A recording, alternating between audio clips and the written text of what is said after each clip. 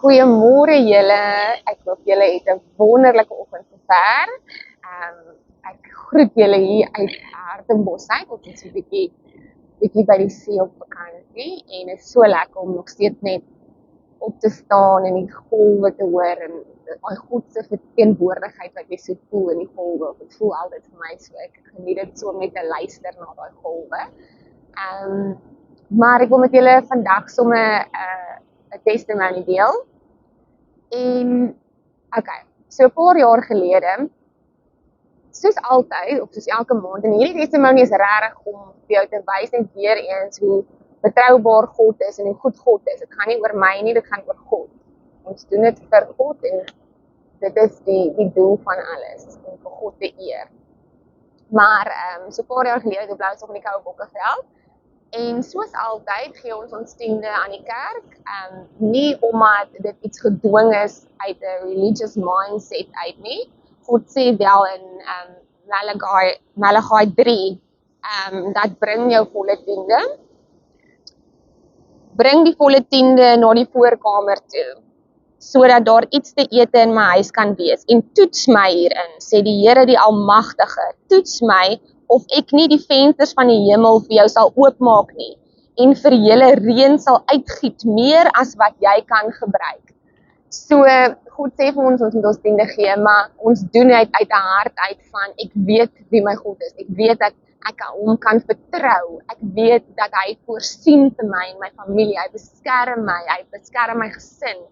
Ek doen dit uit 'n hart uit, omdat ek weet waar my finansies vandaan kom, ek weet waar my voorsiening vandaan kom, is uit God uit, so ek gee dit daar uit van, dis 'n aksie, want geloof, faith is 'n aksie wat jy toon, en dit is wanneer ons tiende gee en ons geld gee, wat ons sou doen, so dit is 'n aksie uit om te wys vir die Here, ek vertrou u meer as wat ek my finansies, my fisiese bankbalans kan vertrou.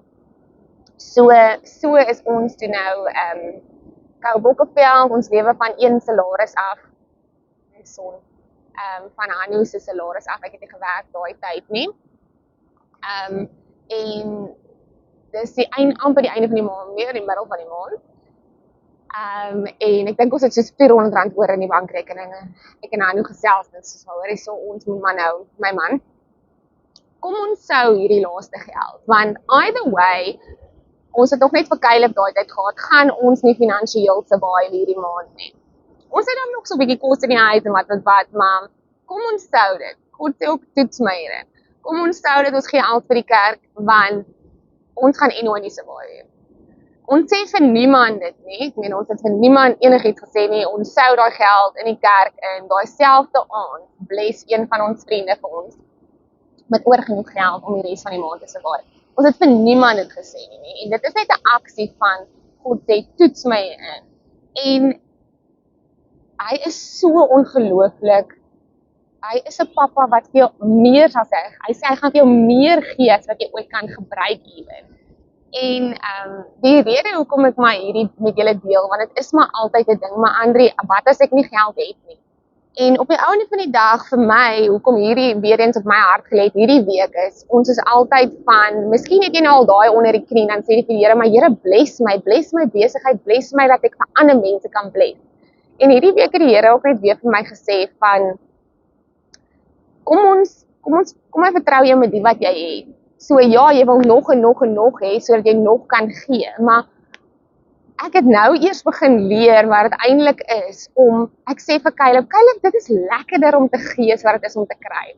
Maar ek love dit om vir myself mooi goed te koop. Ek hou van mooi goed, ek hou daarvan om myself te bederf, ek het hard gewerk, ek wil myself bederf. So, dit is my lekker dan om vir myself te bederf. En nou het ek eintlik eers begin agterkom, hoe lekker dit is vir my, om iemand anders te sien.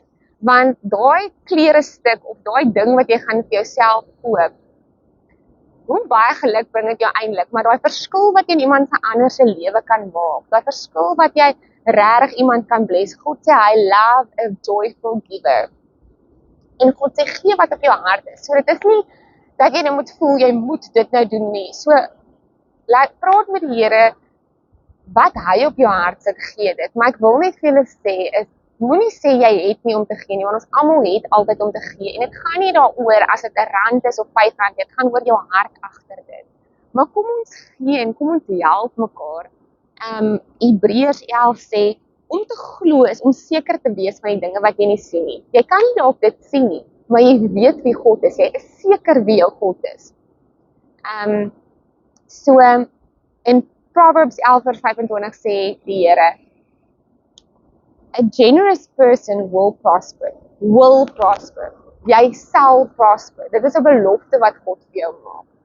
En dit is nie net altyd dit is definitief mense wat swaar kry en wat ons kan help, maar dalk is dit net om 'n paar skoolskoene vir iemand anders te koop, of dalk om 'n chocolaatjie te koop of 'n drukkie te gee. Dit hoef nie altyd net finansies te wees nie, maar waar ons gewoonlik getoets word is in ons finansies, want dis iets wat ons wil vashou. Want almal kort geld en die lewe is duur en ek kan nie net gee nie, maar God sê toets my en hy sal vir jou meer gee as wat jy ooit kan droom voor. Julle moet 'n wonderlike dag hê.